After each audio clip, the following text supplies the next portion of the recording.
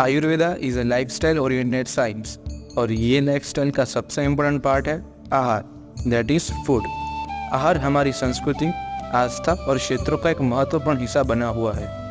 आहार न केवल हमारी शारीरिक आवश्यकता को पूरा करता है बल्कि आत्मा, मन और इंद्रियों को पोषण देता है।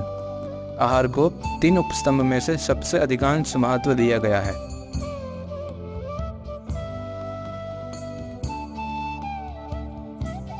प्रकृति यानी कि आहार द्रव्य या औषध द्रव्य का स्वाभाविक गुण, जैसे कि उड़द का स्वभाव गुरु है और मूंग का स्वभाव लघु है।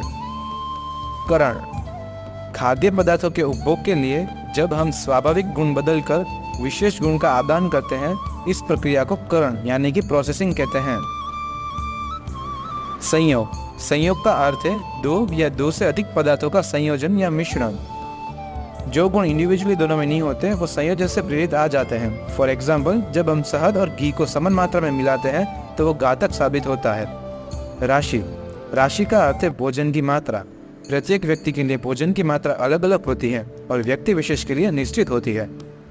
देश, देश यानी कि वहाँ जहाँ खाद्य पदार्थ उगाए जाते हैं या खेती की जाती है। उदाहरण के तौर पे हिमालय पे उगने वाली औषधियाँ गुरु होती है। काल, काल यानी कि भोजन के उपभोग का समय। भोजन के उपभोग के लिए समय को सर्वोच्च प्राथमिकता देनी चाहिए। दिनचर्या और ऋतुचर्या अनुसार भोजन लेना चाहिए। उपयोग संस्था, उपयोग संस्था यानी आहार संबंधी नियम। हमें आहार के सेवन के लिए कुछ नियम का पालन करना चाहिए, जैसे कि आहार पौष्टिक हो, उष्ण हो और उचित मात्रा में हो। उचित पाचन के बाद ही दूसरा भोजन लेना चाहिए। उपयोक्ता यानी कि भोजन करने वाला। उपयोक्ता के अधीन ओक सातम्य है, यानी कि लगातार प्रवृत्ति करके पदार्थ का किसी व्यक्ति के अनुकूल हो जाना।